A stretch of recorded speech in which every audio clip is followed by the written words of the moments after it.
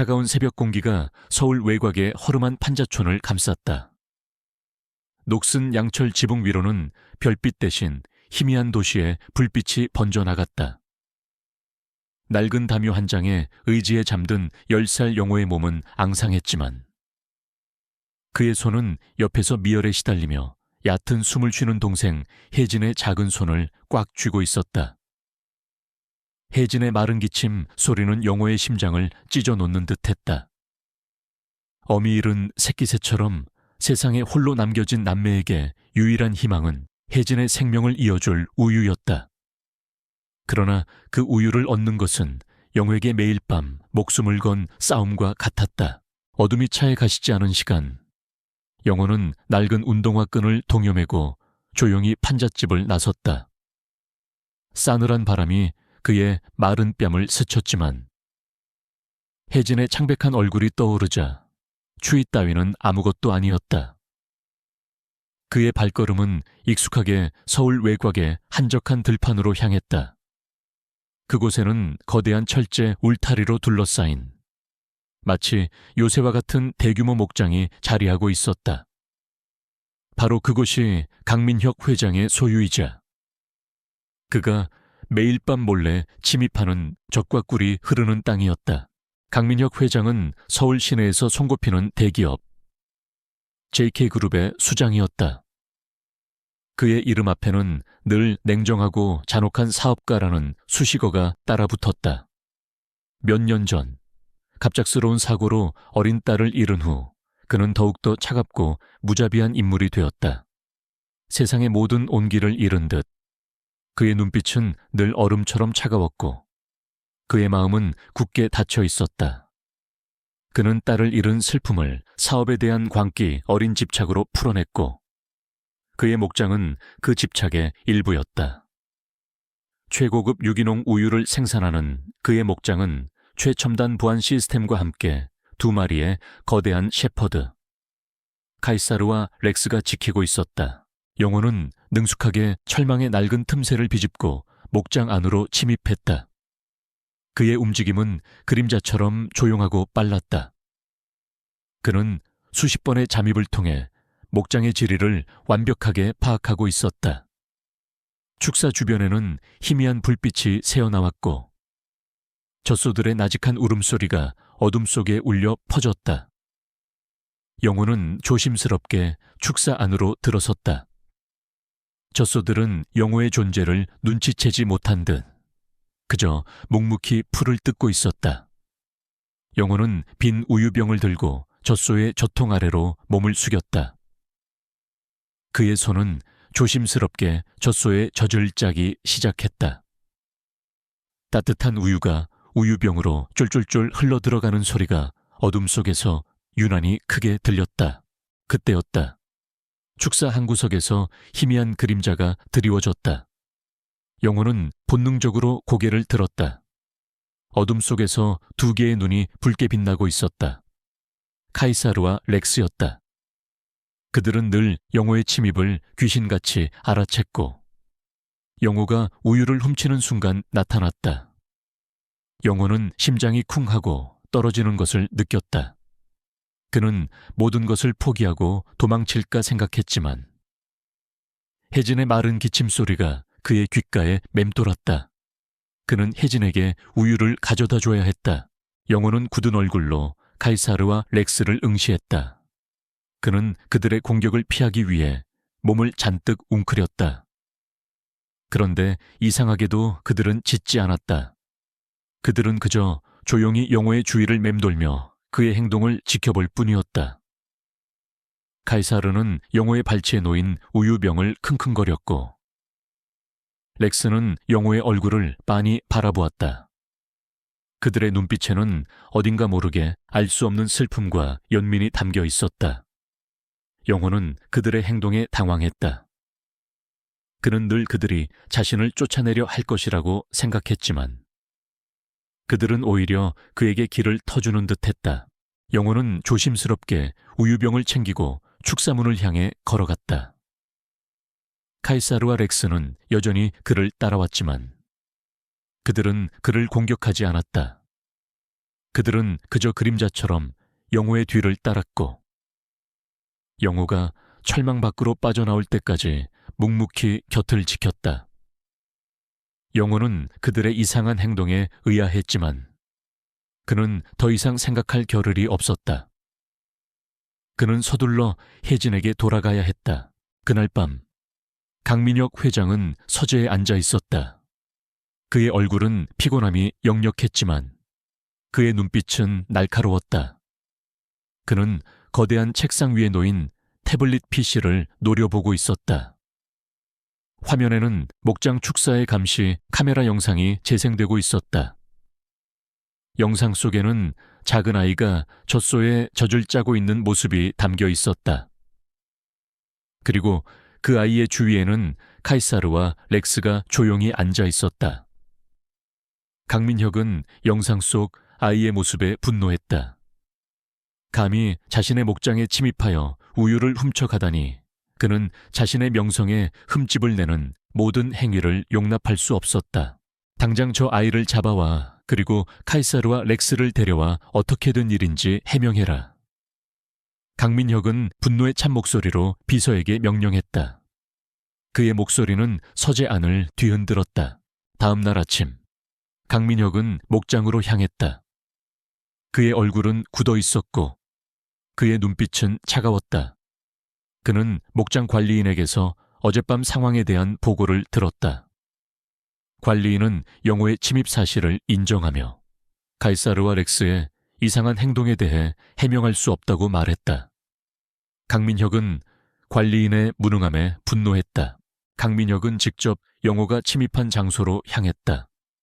그곳에는 낡은 철망에 뚫린 구멍이 여전히 흉물스럽게 자리하고 있었다. 강민혁은 구멍을 통해 목장 안으로 들어섰다. 그는 주변을 둘러보며 영호의 흔적을 찾았다. 그때 그의 발에 무언가 걸렸다. 강민혁은 발치에 떨어진 작은 물건을 주었다. 그것은 낡은 가죽 목걸이였다. 목걸이에는 빛바랜 잎이 클로버 모양의 펜던트가 달려 있었고 펜던트 뒷면에는 희미하게 윤지민이라는 이름이 새겨져 있었다. 강민혁의 손은 격렬하게 떨리기 시작했다. 윤지민. 그 이름은 그의 뇌리 속에서 잊고 싶었던 기억을 소환했다. 윤지민은 그의 첫사랑이자 몇 년 전 갑작스러운 사고로 세상을 떠난 그의 아내의 이름이었다. 그의 아내는 어린 시절부터 내 잎 클로버를 좋아했고 늘 내 잎 클로버 목걸이를 착용하고 다녔다. 강민혁은 그 목걸이가 자신의 아내의 유품임을 직감했다. 강민혁은 목걸이를 꽉 쥐었다. 그의 눈에는 혼란과 함께 알 수 없는 불안감이 스쳐 지나갔다. 왜 이 아이가 자신의 아내의 목걸이를 가지고 있는 것일까? 이 아이는 과연 누구인가? 그의 머릿속은 복잡한 질문들로 가득 찼다. 그는 이 모든 것이 단순한 우연이 아님을 직감했다. 그는 즉시 목장 관리인에게 영호를 찾아오라고 명령했다. 관리인은 영호가 살고 있는 판자촌으로 향했다. 강민혁은 초조하게 영호를 기다렸다. 그의 심장은 격렬하게 뛰었다. 그는 이 아이에게서 자신의 잃어버린 과거의 실마리를 찾을 수 있을지도 모른다는 희미한 기대를 품었다. 잠시 후 관리인이 영호를 데리고 목장으로 돌아왔다. 영호는 낡은 옷차림에 마른 몸이었지만 그의 눈빛은 두려움 대신 강렬한 반항심으로 빛났다. 강민혁은 영호의 얼굴을 자세히 보았다. 그의 얼굴은 낯설었지만 그의 눈빛은 왠지 모르게 익숙하게 느껴졌다. 그는 자신의 아내 윤지민의 눈빛과 닮아 있었다. 강민혁은 영호의 어깨에 난 희미한 흉터를 발견했다. 흉터는 어딘가 모르게 기이한 문양처럼 보였다. 내 이름이 무엇이냐? 강민혁의 목소리는 차분했지만 그 안에는 알 수 없는 긴장감이 담겨 있었다. 영호는 강민혁의 질문에 대답하지 않았다. 그는 그저 강민혁을 노려볼 뿐이었다. 그의 입술은 굳게 닫혀 있었다. 이 목걸이는 어디서 난 것이냐? 강민혁은 윤지민의 목걸이를 영호에게 내밀었다. 영호는 목걸이를 보자마자 눈을 크게 떴다. 그의 눈빛은 놀라움과 함께 알 수 없는 슬픔으로 가득했다. 그건 우리 엄마 거예요. 영호의 목소리는 떨렸다. 그는 엄마의 유품을 되찾으려는 듯 강민혁의 손에 뻗었다. 강민혁은 영호의 행동에 충격을 받았다. 이 아이가 정말 윤지민의 아들이란 말인가? 그의 뇌리 속에서 잊고 싶었던 과거의 기억들이 파노라마처럼 스쳐 지나갔다. 그는 윤지민이 죽기 전 자신에게 말했던 비밀을 떠올렸다. 그녀는 자신에게 숨겨진 아이가 있다고 했었다. 하지만 강민혁은 그 말을 믿지 않았다. 그는 윤지민이 자신을 떠나기 위한 거짓말이라고 생각했다. 강민혁은 목걸이를 움켜쥐고 영호를 노려보았다. 그의 얼굴에는 혼란과 함께 분노가 뒤섞였다. 거짓말 마라, 윤지민은. 이미 죽었다. 네가 감히 나를 속이려 하다니. 강민혁의 목소리는 격앙되었다. 그는 윤지민의 죽음이 사고가 아니라 그녀가 자신을 떠나기 위한 속임수였다고 생각했다. 영호는 강민혁의 분노에 당황했지만 그의 눈빛은 흔들림 없었다. 아니에요, 우리 엄마는 살아있어요. 엄마는 저를 버리지 않았어요. 이 목걸이는 엄마가 저에게 남긴 유일한 거예요. 영호의 목소리는 절규에 가까웠다. 그는 자신의 엄마를 모욕하는 강민혁에게 분노했다. 그때였다. 카이사르와 렉스가 으르렁거리며 영호와 강민혁 사이를 가로막았다. 그들은 강민혁을 향해 이빨을 드러냈고 그들의 눈빛은 경계심으로 가득했다. 그들은 마치 영호를 보호하려는 듯했다. 강민혁은 카이사르와 렉스의 행동에 놀랐다. 그들은 늘 자신에게 충성스러운 개들이었다. 그런데 지금은 영호를 보호하려 한다니. 강민혁은 혼란스러웠다. 카이사르는 강민혁의 손에 들린 윤지민의 목걸이를 향해 코를 킁킁거렸다. 그의 눈빛은 슬픔으로 가득했다. 렉스는 영호의 발치에 앉아 그의 얼굴을 핥았다. 그의 눈빛은 은우를 향한 깊은 애정으로 가득했다. 강민혁은 카이사르와 렉스의 행동에 혼란스러웠다. 그는 그들의 행동이 단순한 우연이 아님을 직감했다. 그는 렉스와 카이사르가 이 모든 비밀을 알고 있는 듯했다. 그들은 마치 살아있는 증인처럼 강민혁의 눈앞에서 모든 진실을 외치는 듯했다. 강민혁의 머릿속은 복잡한 질문들로 가득 찼다. 그는 이 모든 것이 자신의 과거와 연결되어 있음을 직감했다. 강민혁은 윤지민의 목걸이를 꽉 쥐었다. 그의 손은 격렬하게 떨렸다. 그는 렉스와 카이사르의 눈빛을 번갈아 보았다. 그들의 눈빛은 그에게 어떤 메시지를 전하려는 듯 깊고 슬픔으로 가득했다. 강민혁은 그들에게서 잃어버린 기억의 조각들을 찾을 수 있을지도 모른다는 희미한 기대를 품었다. 그는 이 아이와 개들로부터 자신의 잃어버린 과거의 실마리를 찾을 수 있을 것이라고 생각했다. 그때 강민혁의 머릿속에서 희미한 목소리가 들려왔다. 민혁아, 약속해줘. 그 목소리는 윤지민의 목소리였다. 강민혁은 갑작스러운 환청에 정신을 잃고 쓰러졌다. 그의 손에서 목걸이가 떨어져 바닥에 나뒹굴었다. 카이사르와 렉스는 강민혁의 주위를 맴돌며 으르렁거렸다. 그들의 눈빛은 경계심으로 가득했다. 영호는 강민혁의 갑작스러운 의식불명에 당황했지만 그의 눈빛은 흔들림 없었다. 그는 혜진에게 돌아가야 했다. 그는 서둘러 목장을 벗어났다. 그의 마음속에는 알 수 없는 불안감과 함께 새로운 희망이 피어나고 있었다. 강민혁은 차가운 바닥에 쓰러진 채 의식을 잃었다. 그의 손에서 떨어진 내 잎 클로버 목걸이는 서재의 차가운 돌바닥 위에서 희미하게 빛나고 있었다. 카이사르와 렉스는 강민혁의 주위를 맴돌며 낮은 으르렁거림을 멈추지 않았다. 그들의 눈빛은 경계심과 함께 알 수 없는 슬픔으로 가득했다. 마치 강민혁에게 어떤 경고를 보내는 듯 했다. 영호는 잠시 망설였지만 그의 뇌리 속에는 열에 시달리는 동생 혜진의 모습이 떠올랐다. 그는 혜진에게 돌아가야 했다. 영호는 조심스럽게 목장을 빠져나와 판자촌으로 향했다. 그의 발걸음은 빨랐지만 그의 마음은 불안감으로 가득했다. 강민혁의 갑작스러운 의식불명과 카이사르, 렉스의 이상한 행동은 그의 마음을 어지럽혔다. 강민혁은 꿈속에서 헤매고 있었다. 그의 꿈은 흐릿하고 불분명했지만 그 속에는 늘 윤지민이 있었다. 윤지민은 웃고 있었고 울고 있었고 그를 향해 손을 내밀고 있었다.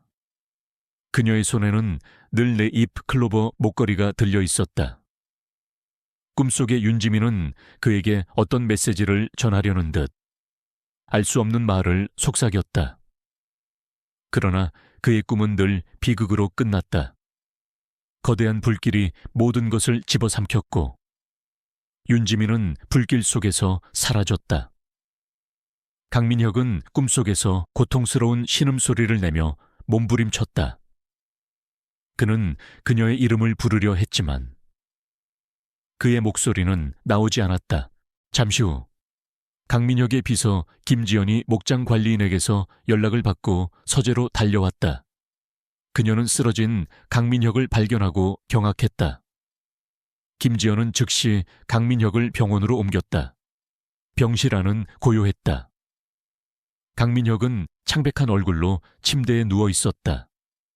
그의 얼굴에는 식은땀이 흐르고 있었고 그의 몸은 격렬하게 떨리고 있었다. 김지연은 강민혁의 상태를 보며 걱정스러운 표정을 지었다. 그녀는 강민혁이 정신적인 충격을 받은 것이라고 생각했다. 강민혁은 며칠 밤낮을 고열과 악몽에 시달렸다. 그는 꿈속에서 윤지민의 얼굴과 영호의 눈빛, 그리고 카이사르와 렉스의 알 수 없는 눈빛을 번갈아 보았다. 그 꿈은 그의 잃어버린 기억의 조각들을 하나둘씩 맞춰가는 듯했다. 그는 자신이 오랫동안 외면했던 과거의 진실과 마주하고 있었다. 그는 자신의 아내 윤지민이 죽기 전 자신에게 말했던 비밀을 다시 떠올렸다. 그녀는 자신에게 숨겨진 아이가 있다고 했다. 그리고 그 아이는 그의 아내에게 소중한 유산이었다. 그는 윤지민의 마지막 말이 단순한 거짓말이 아니었음을 깨달았다. 강민혁이 의식을 회복했을 때 그의 눈은 깊은 생각에 잠겨 있었다. 그는 더 이상 과거의 차가운 사업가가 아니었다. 그의 눈빛에는 혼란과 함께 알 수 없는 슬픔이 담겨 있었다. 그는 윤지민의 목걸이를 꽉 쥐었다. 그는 이 목걸이가 자신과 영호, 그리고 윤지민을 연결하는 유일한 단서임을 알았다. 그는 영호가 자신의 아내의 아들일지도 모른다는 희미한 기대를 품었다. 그리고 동시에 자신이 오랫동안 외면했던 과거의 진실과 마주할 용기를 얻었다. 강민혁은 병원에서 퇴원하자마자 영호를 찾아 나섰다. 그는 목장 관리인에게 영호가 살고 있는 판자촌으로 안내해달라고 요청했다. 판자촌은 여전히 허름했고 사람들은 힘겹게 살아가고 있었다. 강민혁은 영호의 판잣집 문을 두드렸다. 문이 열리자 영호의 마른 얼굴이 나타났다. 영호는 강민혁의 얼굴을 보자마자 경계심으로 가득 찬 눈빛으로 그를 응시했다. 그의 뒤에는 혜진이 기침을 하고 있었다. 혜진의 얼굴은 창백했고 그녀의 눈은 움푹 들어가 있었다. 그녀는 강렬한 고열에 시달리는 듯했다. 강민혁은 혜진의 상태를 보고 충격을 받았다. 그의 마음은 알 수 없는 슬픔으로 가득했다. 그는 이 어린 남매가 자신의 무관심 속에서 얼마나 고통받았을까 생각하니 죄책감이 밀려왔다. 그는 자신의 과거를 후회했다. 그는 자신의 아내 윤지민의 유언을 외면하고 자신의 분노와 슬픔에 갇혀 살았던 지난 날을 후회했다. 혜진이 많이 아픈가 보구나. 강민혁의 목소리는 나지막했지만 그 안에는 진심 어린 걱정이 담겨 있었다. 그는 혜진에게 손을 내밀었다. 혜진은 강민혁의 손길에 주춤했지만 그의 눈빛은 따뜻했다. 영호는 강민혁의 갑작스러운 변화에 당황했지만 혜진의 고통스러운 모습에 더 이상 지체할 수 없었다. 그는 강민혁에게 혜진을 부탁했다. 혜진이를 살려주세요. 제발. 영호의 목소리는 절규에 가까웠다. 강민혁은 즉시 혜진을 자신의 채 태우고 병원으로 향했다. 그는 김지연 비서에게 연락하여 최고급 병실과 의료진을 준비하라고 지시했다. 병원으로 향하는 내내 강민혁은 혜진의 작은 손을 꽉 잡았다. 그의 마음은 불안감으로 가득했지만 그는 혜진을 살려야 한다고 다짐했다. 병실 안은 고요했다. 혜진은 침대에 누워 힘겹게 숨을 쉬고 있었다. 의사는 혜진의 상태가 심각하다며 영양실조와 폐렴이 복합적으로 진행되어 매우 위독하다고 말했다. 강민혁은 의사의 말을 듣고 충격을 받았다. 그는 자신의 무관심 때문에 어린아이가 죽음의 문턱까지 가게 되었다는 사실에 죄책감을 느꼈다. 그는 이 모든 것이 자신의 잘못이라고 생각했다. 강민혁은 혜진의 손을 잡고 그녀의 얼굴을 쓰다듬었다.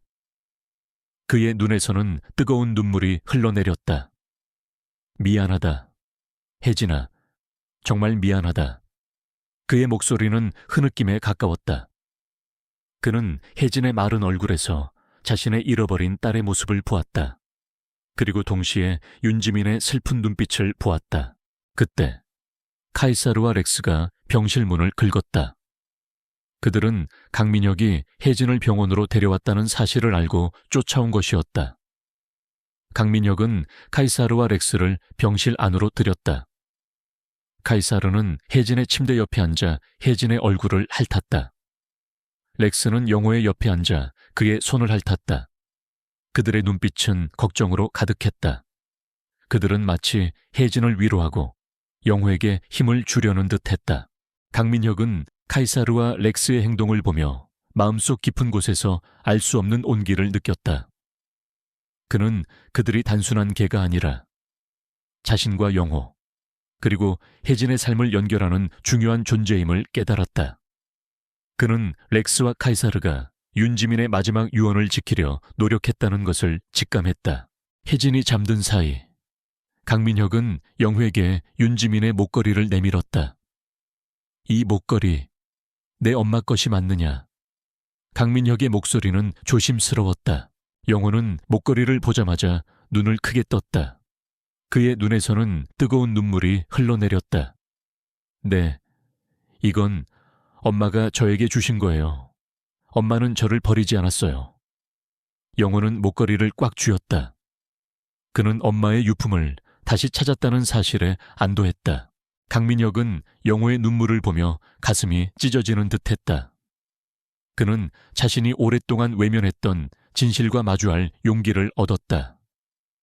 그는 영호에게 윤지민과의 과거에 대해 이야기하기 시작했다. 그는 윤지민이 자신의 첫사랑이자 아내였음을 고백했다. 그리고 그녀가 죽기 전 자신에게 아이가 있었다고 말했지만 자신이 그 말을 믿지 않았다고 했다. 내가 너의 엄마를 믿지 못했다. 정말 미안하다. 강민혁의 목소리는 흐느낌에 가까웠다. 그는 자신의 과거를 후회했다. 그는 자신의 어리석음 때문에 윤지민을 잃었고 영호와 혜진을 외면했음을 깨달았다. 영호는 강민혁의 고백에 충격을 받았다. 그의 얼굴에는 혼란과 함께 알 수 없는 슬픔이 뒤섞였다. 그는 강민혁이 자신의 어머니를 알고 있었다는 사실에 놀랐다. 그는 강민혁의 눈에서 진심 어린 후회와 슬픔을 읽었다. 강민혁은 영회에게 윤지민의 죽음에 대해 이야기했다.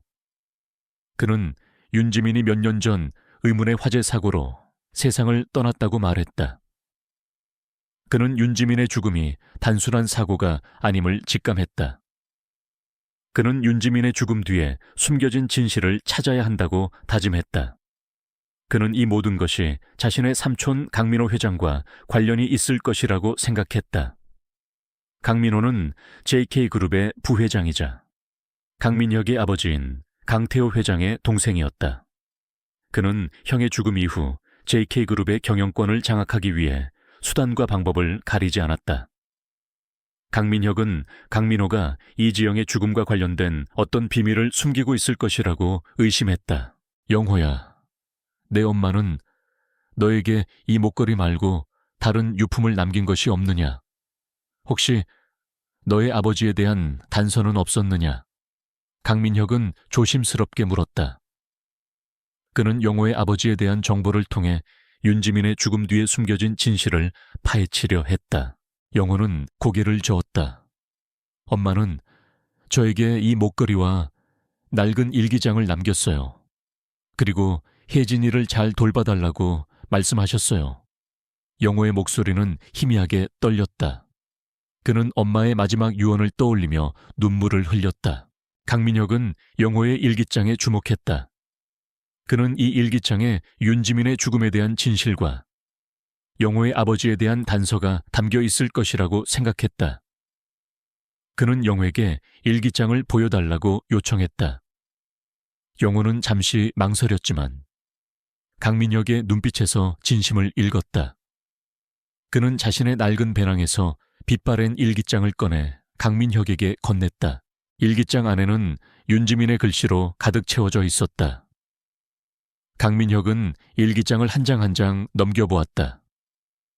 일기장에는 윤지민이 강민혁과 헤어진 후의 삶, 그리고 김현우라는 남자와의 만남, 그리고 영호와 혜진을 낳은 과정이 상세하게 기록되어 있었다. 김현우는 강민혁의 오랜 친구이자 한때 JK그룹에서 함께 일했던 천재적인 생명공학자였다. 그는 몇 년 전 의문의 사고로 세상을 떠났다는 소식만 들었을 뿐 그 이상의 자세한 내용은 알지 못했다. 윤지민은 일기장에서 김현우가 강민호 회장의 불법적인 생명공학 연구에 반대했다는 사실을 기록했다. 김현우는 강민호 회장이 개발하려는 생명 강화 물질, 이 인체에 치명적인 영향을 미칠 수 있다고 경고했다. 그는 또한 강민호 회장이 JK그룹의 비자금을 조성하고 크라켄 지레이라는 미지의 조직과 손잡고 불법적인 사업을 벌이고 있다는 사실을 알게 되었다. 김현우는 이 모든 진실을 세상에 폭로하려 했지만 강민호 회장의 손에 죽음을 맞이했다. 윤지민은 김현우의 죽음이 단순한 사고가 아니라 강민호 회장의 계획적인 살인임을 직감했다.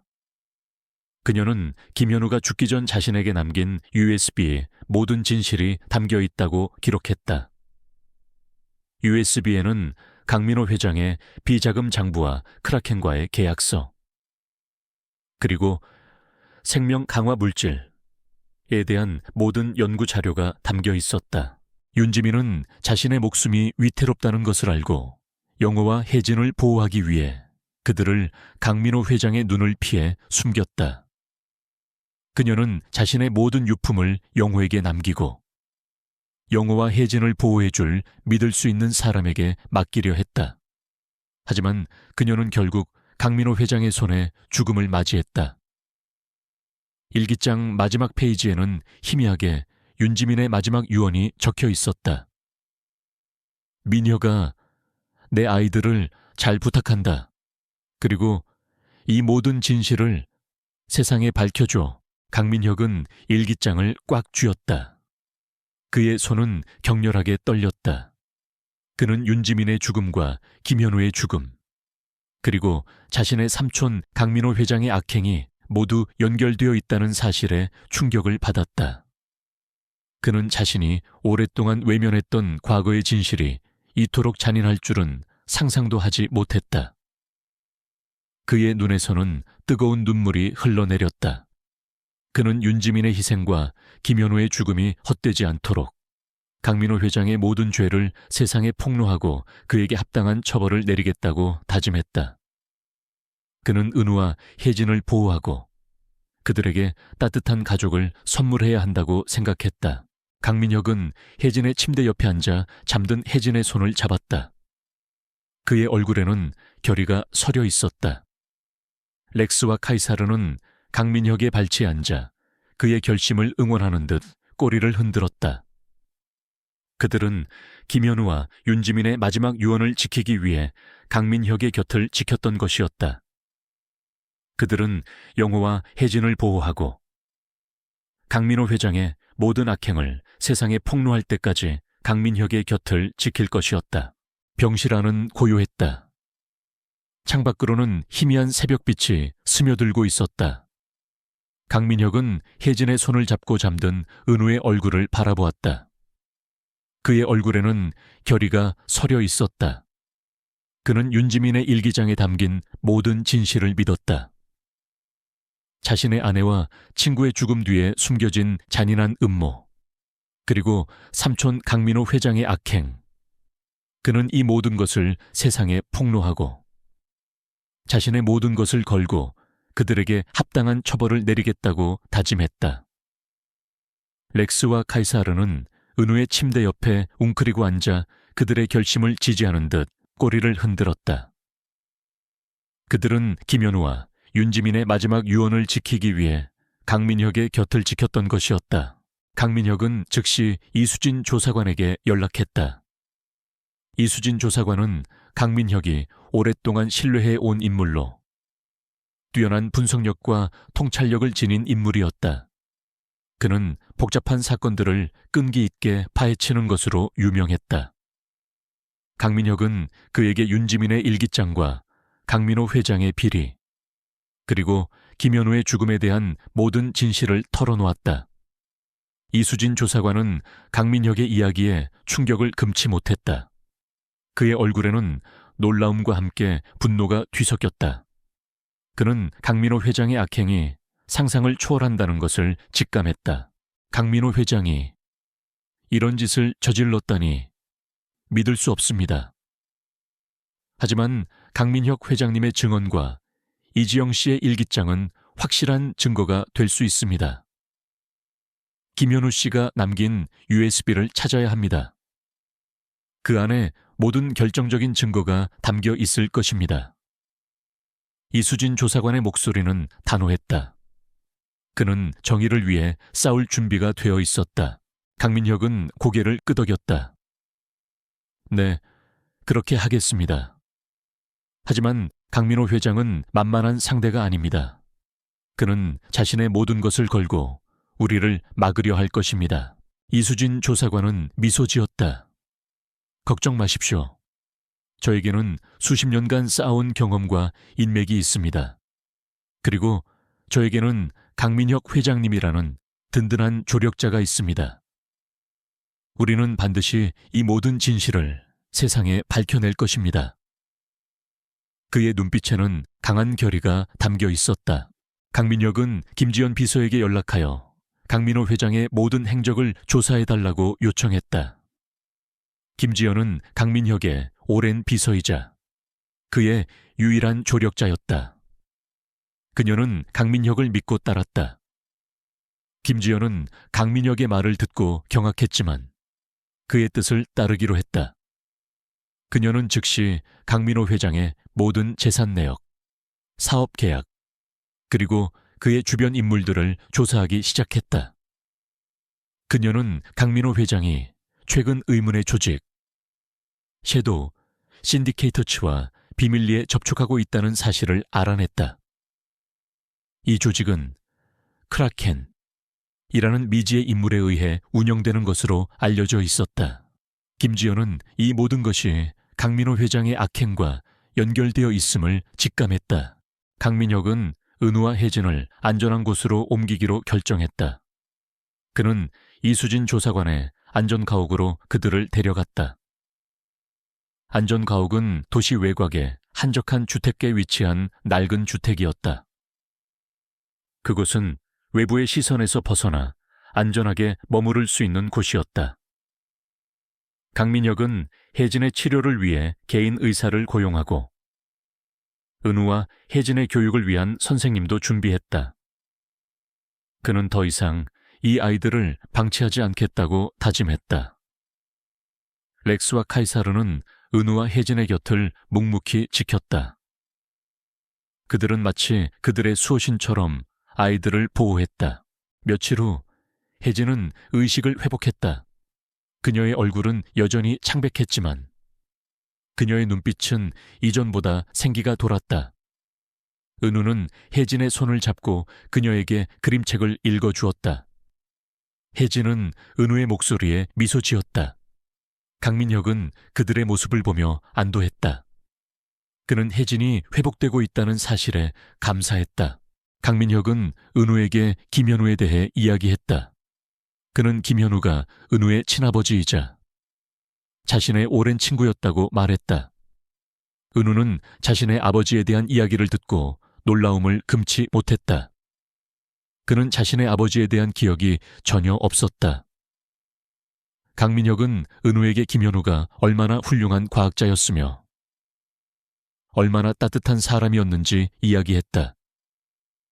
그는 김현우가 바다를 사랑했고 바다 생물들을 보호하기 위해 노력했던 사람이었다고 말했다.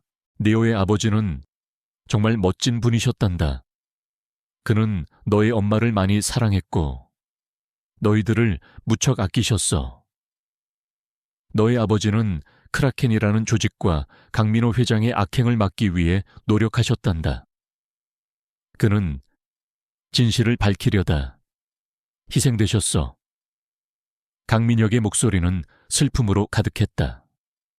그는 김현우의 죽음이 헛되지 않도록 하겠다고 다짐했다. 은우는 강민혁의 이야기를 듣고 눈물을 흘렸다. 그는 자신의 아버지에게 미안함과 함께 알 수 없는 그리움을 느꼈다. 그는 자신의 아버지의 죽음이 단순한 사고가 아니었음을 알게 되었다. 그는 자신의 아버지의 원수를 갚고 그의 명예를 회복해야 한다고 다짐했다. 그의 어깨에 난 흉터가 희미하게 빛났다. 그때 은우의 손에 들린 낡은 오르골에서 희미한 멜로디가 흘러나왔다. 멜로디는 슬프고 아름다웠지만 어딘가 모르게 알 수 없는 힘이 느껴졌다. 그 멜로디는 은우의 어머니 윤지민이 즐겨 연주하던 멜로디였다. 윤지민은 일기장에 이 오르골 속에 잃어버린 멜로디가 숨겨져 있다고 기록했다. 잃어버린 멜로디는 크라켄을 봉인할 수 있는 유일한 열쇠였다. 은우는 오르골의 멜로디에 집중했다. 그의 손에 들린 푸른 바다의 조약돌이 희미하게 빛나기 시작했다. 조약돌은 은우의 바다의 힘과 연결되어 있는 듯했다. 강민혁은 이수진 조사관과 김지연 비서와 함께 강민호 회장을 압박하기 시작했다. 그들은 강민호 회장의 불법적인 사업들을 하나씩 파헤치고 그의 비자금을 추적했다. 김지연은 강민호 회장의 측근들을 설득하여 그의 비리를 폭로하게 만들었다. 언론은 강민호 회장의 비리에 대해 대서특필했고 그의 명성은 땅에 떨어졌다. 강민호 회장은 궁지에 몰리기 시작했다. 그는 자신의 모든 것을 잃을 위기에 처했다. 강민호 회장은 자신이 만든 함정에 빠진 듯 분노와 불안감에 휩싸였다. 그는 자신의 신복들을 동원하여 강민혁과 이수진 조사관 그리고 김지연 비서를 감시하고 협박했다. 그는 그들의 입을 막기 위해 수단과 방법을 가리지 않았다. 하지만 강민혁 일행은 강민호 회장의 협박에도 굴하지 않았다.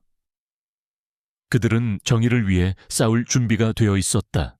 강민호 회장은 자신의 서재에 있는 비밀 금고, 즉 검은 파도 금고에 모든 증거를 숨겨두었다. 그는 이지영의 일기장에 나온 고대 인어족의 봉인 문자에 대한 정보를 떠올렸다. 이지영은 이 봉인 문자를 통해 자신의 모든 비밀을 숨겨두었던 것이었다. 그는 이 금고를 여는 방법을 잃어버린 멜로디 악보와 자신의 숨겨진 기억 속에 봉인해 두었다. 강민혁은 윤지민의 일기장에서 검은 파도 금고에 대한 단서를 찾았다. 일기장에는 강민호 회장이 자신의 모든 비밀을 예술작품 속에 숨겨두는 것을 좋아했다고 기록했다. 그는 강민호 회장의 서재 벽에 걸린 푸른 바다와 고래를 형상화한 추상화를 떠올렸다.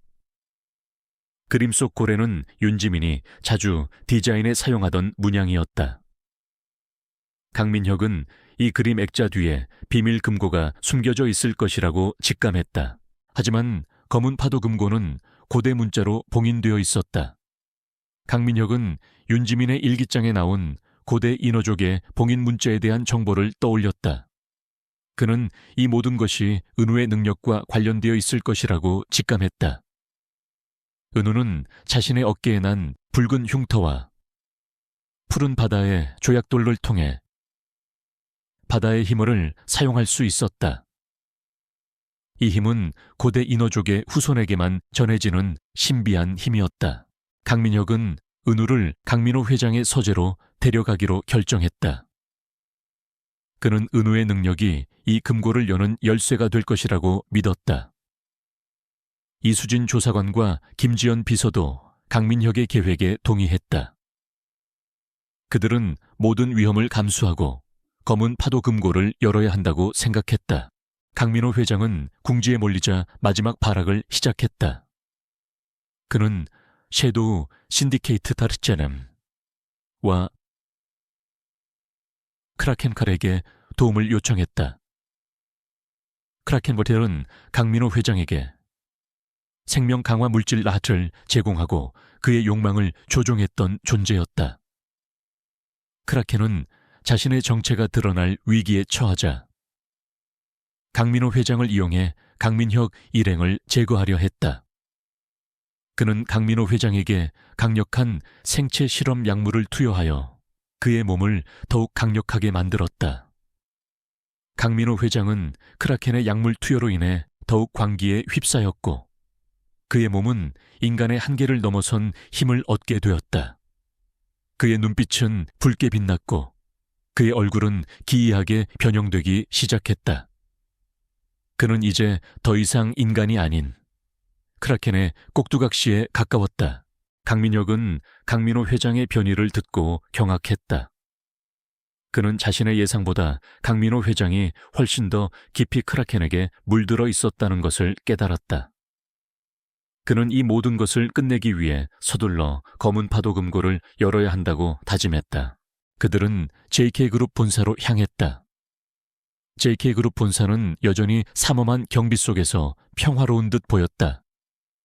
하지만 강민혁과 그의 일행의 눈에는 그 평화가 곧 깨질 것임을 예고하는 폭풍전야의 고요함처럼 느껴졌다. 그들은 비상 계단을 통해 최고층에 위치한 강민호 회장의 서재로 향했다. 계단을 오르는 동안 그들의 심장은 격렬하게 뛰었다. 그들은 자신들의 목숨을 걸고 이 모든 진실을 밝혀내야 한다는 것을 알았다. 렉스와 카이사르는 그들의 곁을 묵묵히 지켰다. 그들은 이 모든 것을 끝내기 위해 강민혁의 곁을 지킬 것이었다. 서재 문 앞에는 최첨단 보안 장치가 설치되어 있었다. 이수진 조사관은 보안 장치를 해제하려 했지만 그것은 쉬운 일이 아니었다. 그때 강민혁은 이지영의 일기장에 나온 그림 액자를 떠올렸다. 그는 서재 벽에 걸린 푸른 바다와 고래를 형상화한 추상화를 발견했다. 그림 속 고래는 윤지민이 자주 디자인에 사용하던 문양이었다. 강민혁은 그림 액자를 조심스럽게 만져보았다. 그림 액자 뒤에 숨겨진 작은 버튼이 있었다. 버튼을 누르자 그림 액자가 옆으로 밀리며 금고가 나타났다. 금고에는 검은 파도라는 글자가 새겨져 있었다. 서재 안은 강민호 회장이 뿜어내는 검은 에너지로 인해 아수라장이 되어 있었다. 모든 것이 뒤틀리고 부서지는 소리가 귓가를 때렸다. 강민혁은 고통에 신음하며 쓰러졌지만 그의 손에 들린 은우의 오르골은 여전히 희미하게 푸른빛을 발하고 있었다. 렉스는 강민혁의 옆에 바싹 붙어 앉아 강민호 회장을 향해 으르렁거렸다. 그의 눈빛은 강민혁을 보호하려는 강한 의지로 불타올랐다.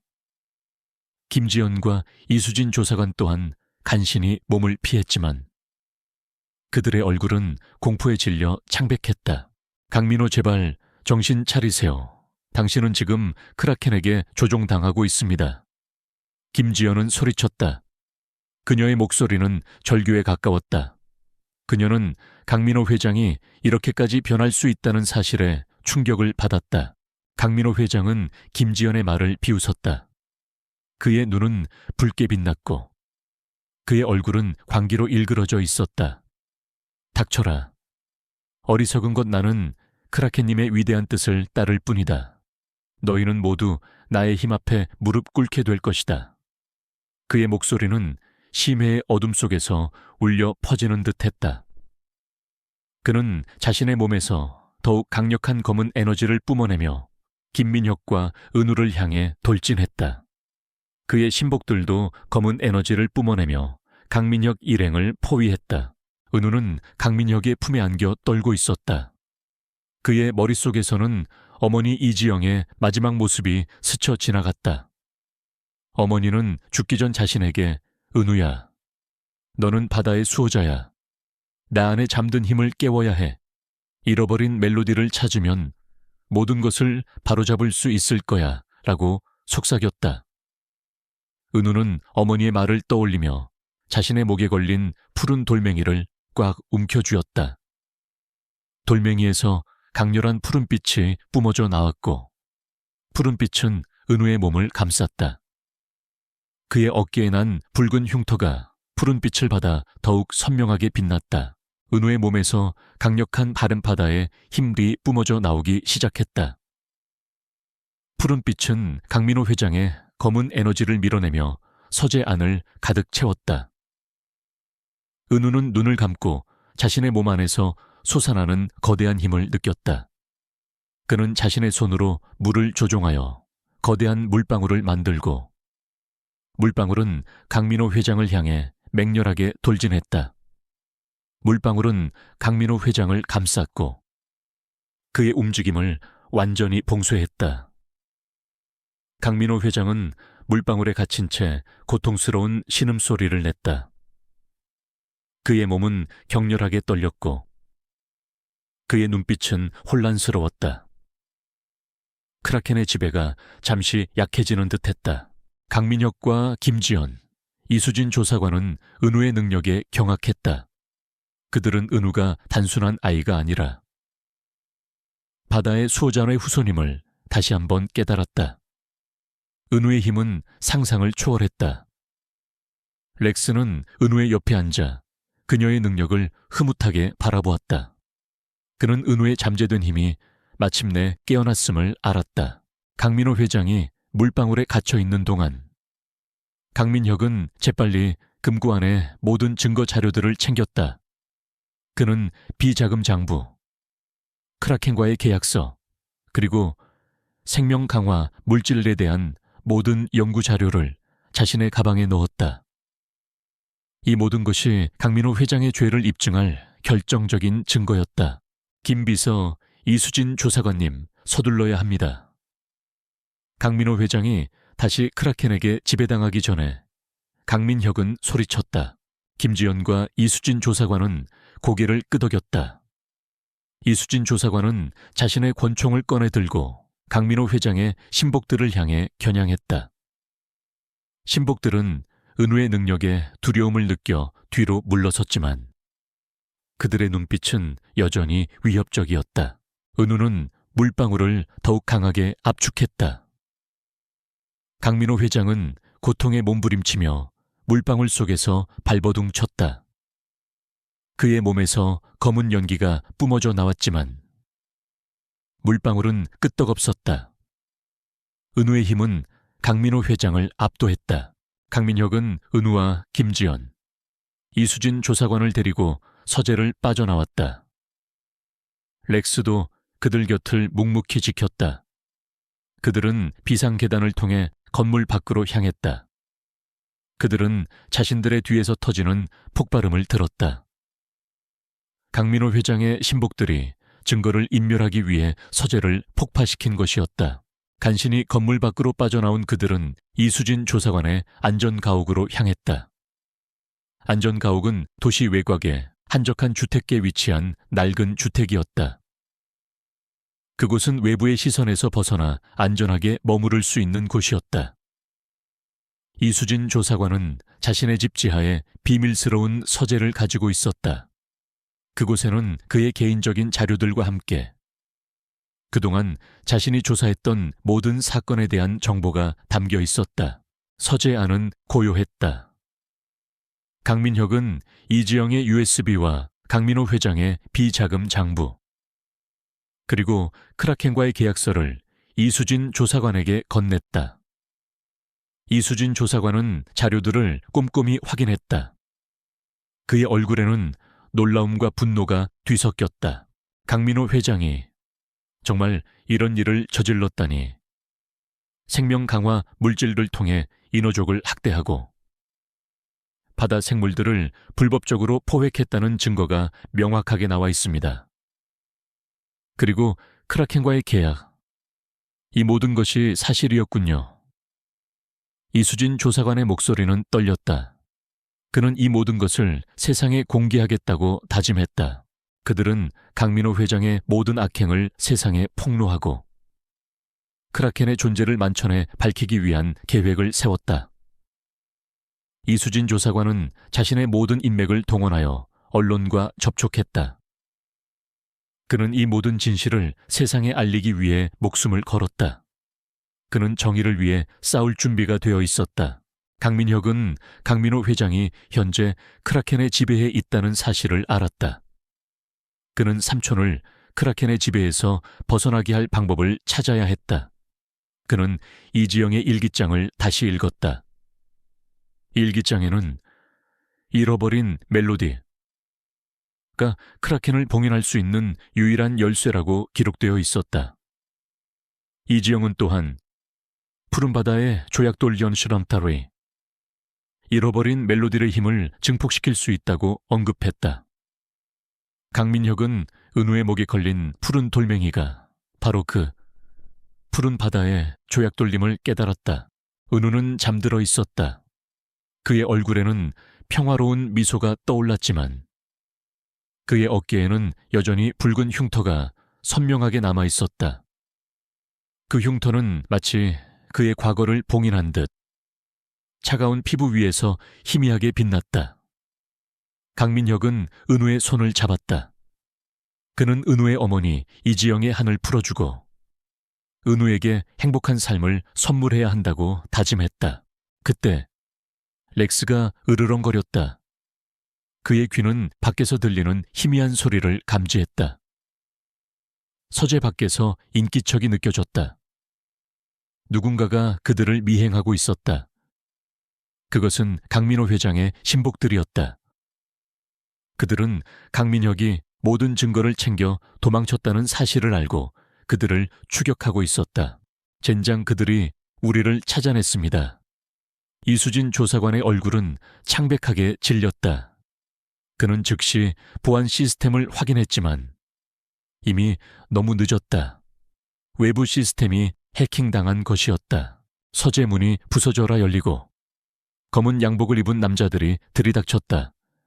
그들은 강민호 회장의 신복들이자 크라켄에게 직접적으로 연결된 존재들이었다. 그들의 손에는 묘한 빛을 내는 지팡이가 들려 있었다. 그들은 강민혁이 가진 모든 증거를 없애고 은우를 납치하려 했다. 그들은 은우의 바다의 힘과 푸른 바다의 조약돌머리 크라켄에게 위협이 될 수 있다는 것을 알고 있었다. 모든 증거를 내놔라. 그리고 은우를 넘겨라. 남자 중 한 명이 낮고 음산한 목소리로 말했다. 그의 목소리는 심해의 어둠 속에서 울려 퍼지는 듯했다. 강민혁은 은우와 김지연, 이수진 조사관을 보호하기 위해 남자들에게 맞섰다. 렉스도 으르렁거리며 남자들에게 달려들었다. 그의 이빨은 날카로웠고 그의 눈빛은 불타올랐다. 그는 은우를 보호하기 위해 자신의 모든 것을 걸었다. 김지연도 자신의 호신용 스프레이를 꺼내 들고 남자들에게 맞섰다. 그녀의 눈빛은 흔들림 없었다. 이수진 조사관도 자신의 권총을 꺼내 들고 남자들에게 맞섰다. 그는 정의를 위해 싸울 준비가 되어 있었다. 박씨 할머니는 떨리는 손으로 은우를 품에 안았다. 그녀의 얼굴은 공포에 질려 있었지만 은우를 보호하려는 그녀의 의지는 굳건했다. 하지만 남자들의 숫자는 너무 많았고 그들의 공격은 거셌다. 그들은 검은 에너지를 뿜어내며 강민혁과 이수진 조사관을 압박했다. 강민혁은 남자들의 공격에 밀려 위기에 처했다. 렉스도 남자들의 공격에 지쳐갔다. 그들은 이대로는 안 된다는 것을 직감했다. 그때 은우의 손에 들린 오르골에서 강렬한 푸른빛이 뿜어져 나왔다. 푸른빛은 서재 안을 가득 채웠고 남자들을 감쌌다. 남자들은 빛에 갇힌 채 움직일 수 없었다. 그들의 얼굴은 공포에 질려 있었다. 은우의 눈은 바다처럼 깊고 푸르게 빛났다. 그의 몸에서는 강렬한 바다의 힘이 뿜어져 나오고 있었다. 은우는 자신의 바다의 힘꼬이트를 사용하여 남자들을 제압했다. 그는 물을 조종하여 거대한 물방울을 만들고 물방울은 남자들을 감쌌다. 남자들은 물방울에 갇힌 채 움직일 수 없었다. 그들의 얼굴은 공포에 질려 있었다.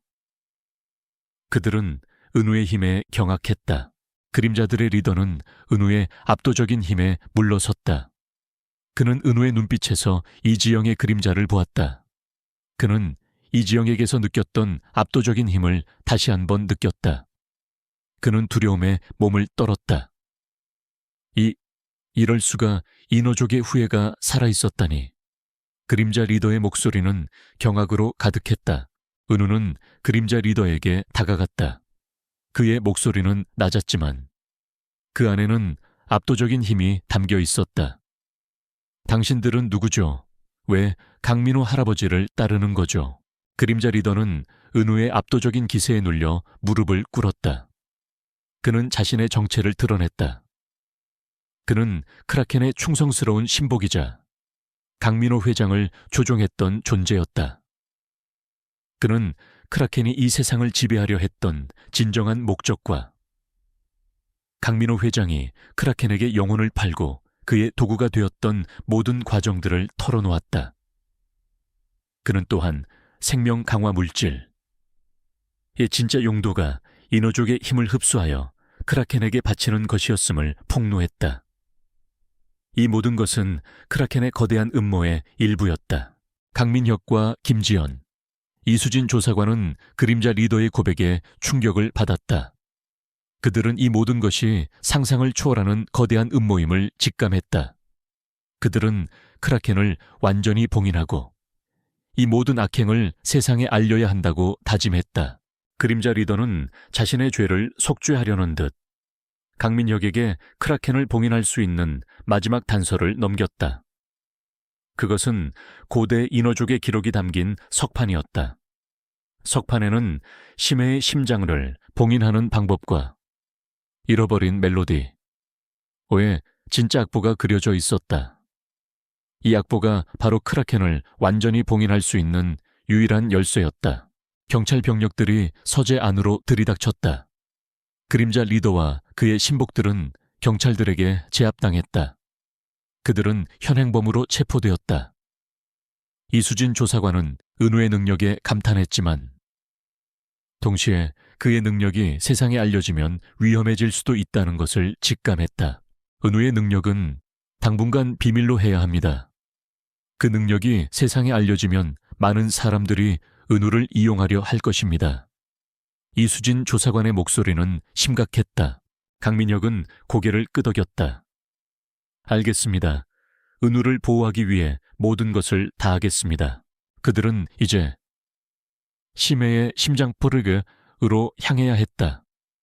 크라켄을 완전히 봉인하고 바다와 인간의 진정한 평화를 가져오기 위해 그들의 앞에는 아직 가야 할 길이 멀었지만 그들은 더 이상 혼자가 아니었다. 그들에게는 서로가 있었고 렉스가 있었다. 그리고 그들의 앞에는 밝은 미래가 기다리고 있었다. 그들은 바다와 인간의 평화를 위한 새로운 시대를 열기 위해 나아갈 것이었다. 이수진 조사관의 안전가옥은 더 이상 안전하지 않았다.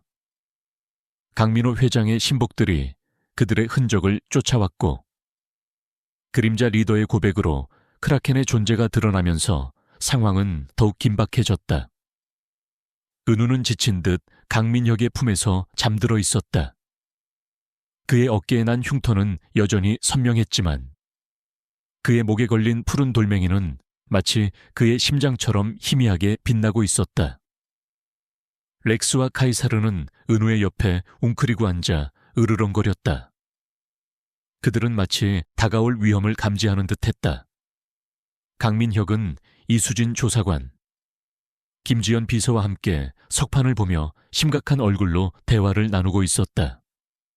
석판에는 고대 인어족의 문양과 함께 심해의 심장으로 가는 길, 그리고 잃어버린 멜로디의 진짜 악보가 새겨져 있었다. 이제 심해의 심장부로 가야 합니다. 크라켄을 완전히 봉인할 수 있는 유일한 방법은 그곳에 있습니다. 강민혁의 목소리는 단호했지만 그의 눈빛에는 결의가 담겨 있었다. 그는 이 모든 것을 끝내야 한다고 생각했다. 이수진 조사관은 고개를 끄덕였다. 하지만 심해의 심장하자는 아무나 갈 수 있는 곳이 아닙니다. 그곳은 바다의 가장 깊고 위험한 곳이며 크라켄의 영향력이 가장 강한 곳입니다. 게다가 강민호 회장이 가만히 있지 않을 겁니다. 그는 자신의 모든 것을 걸고 우리를 막으려 할 것입니다. 이수진 조사관의 목소리에는 걱정이 담겨 있었다.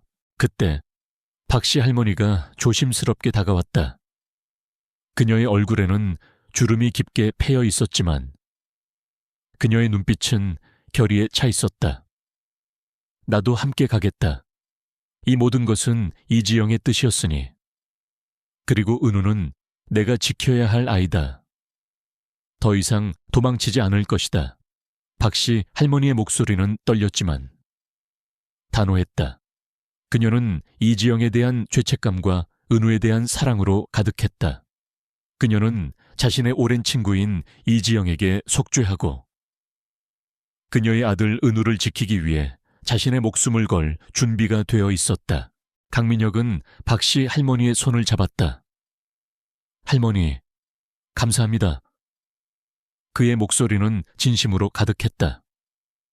그는 자신에게 든든한 조력자들이 있다는 사실에 안도했다. 그들은 서둘러 안전가옥을 떠났다. 그들은 강민호 회장의 추격을 피하기 위해 도시 외곽의 낡은 어촌 마을로 향했다. 그곳은 강민혁의 오랜 친구인 박 선장이 살고 있는 곳이었다. 박 선장은 강민혁의 과거를 알고 있었고 그를 믿고 따랐다. 박 선장은 수십 년 동안 바다에서 잔뼈가 굵은 베테랑 선장이었다. 그는 바다의 모든 것을 알고 있었고 바다를 사랑하는 사람이었다. 그는 또한 김현우와도 오랜 친분이 있었다. 김현우는 생전에 박 선장에게 바다의 생명력을 지키는 것에 대해 자주 이야기하곤 했다. 낡은 어촌 마을은 고요했고 사람들은 평화롭게 살고 있었다. 강민혁은 박 선장의 낡은 오두막집으로 향했다. 박 선장은 강민혁의 갑작스러운 방문에 놀랐지만 강민혁의 이야기를 듣고 그의 심각성을 직감했다. 강민혁은 크라켄의 존재와 강민호 회장의 악행, 그리고 심해의 심장다으로 가야 하는 이유를 모두 설명했다. 그는 또한 김현우와 윤지민의 죽음 뒤에 숨겨진 진실에 대해서도 이야기했다. 박 선장은 강민혁의 이야기를 듣고 깊은 생각에 잠겼다. 그의 얼굴에는 근심이 가득했지만 그의 눈빛은 흔들림 없었다. 자네가 하는 말이라면 믿을 수 있지. 이 바다가 예전 같지 않다는 것은 나도 느끼고 있었네. 그래, 내가 자네를 그곳으로 데려다 주지. 하지만 심해의 심장은 바다의 심장부에 있는 곳이야. 그곳은 아무나 갈 수 있는 곳이 아닐세. 자네 목숨을 걸어야 할 걸세. 박 선장의 목소리는 비장했다. 그는 바다를 지키기 위해 자신의 모든 것을 걸 준비가 되어 있었다. 그는 김현우의 마지막 부탁을 지키고 싶었다. 강민혁은 박 선장에게 고맙다고 말했다. 박 선장님, 감사합니다. 제 목숨을 걸고라도 이 모든 것을 끝내야 합니다. 은우를 위해서라도. 그들은 다음 날 새벽 박 선장의 낡은 어선에 올랐다. 배는 거친 파도를 헤치며 깊은 바다로 나아갔다. 하늘은 점점 어두워졌고 거대한 먹구름이 몰려오고 있었다. 마치 바다가 그들의 앞을 막아서는 듯했다. 렉스와 카이사르는 으르렁거리며 파도를 향해 짖었다. 그들의 눈빛은 경계심으로 가득했다. 그들은 크라켄의 강력한 기운을 느꼈다. 크라켄이 우리를 막으려 하는군. 강민혁은 말했다. 그의 얼굴에는 긴장감이 서려 있었다. 바다는 점점 더 거칠어졌다. 거대한 파도가 배를 덮쳤고 폭풍우가 몰아쳤다. 박 선장은 능숙하게 배를 조종했지만 배는 거친 파도에 심하게 흔들렸다. 은우는 두려움에 떨었지만 그의 손에 들린 오르골은 여전히 희미하게 빛나고 있었다. 그의 목에 걸린 푸른 바다에 조약돌멍은 더욱 강렬하게 빛났다. 그때 은우의 목에 걸린 푸른 바다에 조약돌에서 강렬한 빛이 뿜어져 나왔다. 은우는 자신의 바다의 힘은화를 사용하여 파도를 진정시키려 했다. 그의 몸에서 푸른빛이 뿜어져 나왔고 푸른빛은 거센 파도를 잠재웠다. 바다는 다시 잔잔해졌지만 하늘은 여전히 어두웠고 거대한 먹구름은 그들의 머리 위를 덮고 있었다. 크라켄의 힘이 그들을 압박하고 있었다. 은우의 능력이 정말 대단하구나. 박 선장은 은우의 능력을 보며 감탄했다. 그는 은우의 잠재된 힘이 마침내 깨어났음을 알았다. 그는 은우가 바다의 진정한 수호자임을 직감했다. 그들은 깊은 바닷속으로 계속 나아갔다. 바닷속은 점점 더 어두워졌고 차가운 심해의 기운이 느껴졌다. 그들의 배는 바닷속으로 잠수하기 시작했다. 박 선장의 어선은 특수 개조된 잠수 기능이 있었다. 그는 수십 년 동안 바다를 오가며 심해의 심장 가을에 대한 전설을 들었고 그곳으로 갈 준비를 해왔던 것이었다. 수십 미터를 잠수하자 바닷속 풍경이 바뀌기 시작했다. 거대한 해저 동굴의 입구가 나타났다. 동굴 입구는 검은 바위로 둘러싸여 있었고 그 안에서는 불길한 기운이 뿜어져 나오고 있었다. 동굴 안으로 들어가자 그들은 거대한 공간과 마주했다. 동굴의 벽면은 검은 이끼로 뒤덮여 있었고 바닥에는 알 수 없는 고대 문자들이 새겨져 있었다. 이 모든 것은 크라켄의 강력한 힘이 동굴을 지배하고 있음을 나타냈다. 동굴 중앙에는 거대한 검은 수정이 박혀 있었다. 수정에서는 강력한 검은 에너지가 뿜어져 나오고 있었고 그것이 바로 심해의 심장이었다. 심해의 심장. 주변에는 수많은 촉수들이 꿈틀거리고 있었고 촉수들은 마치 살아있는 생명체처럼 움직였다. 강민혁은 그 촉수들이 크라켄의 일부임을 직감했다. 저것이 심해의 심장아래인가? 박씨 할머니는 중얼거렸다. 그녀의 목소리는 경외감과 함께 알 수 없는 두려움으로 떨렸다. 그때 동굴 안이 흔들리기 시작했다. 심해의 심장 아암넬에서 뿜어져 나오는 검은 에너지가 더욱 강력해졌다. 거대한 괴물의 형상이 그들의 눈앞에 나타났다. 그것은 크라켄이었다. 크라켄은 거대한 촉수들을 휘두르며 그들을 위협했다.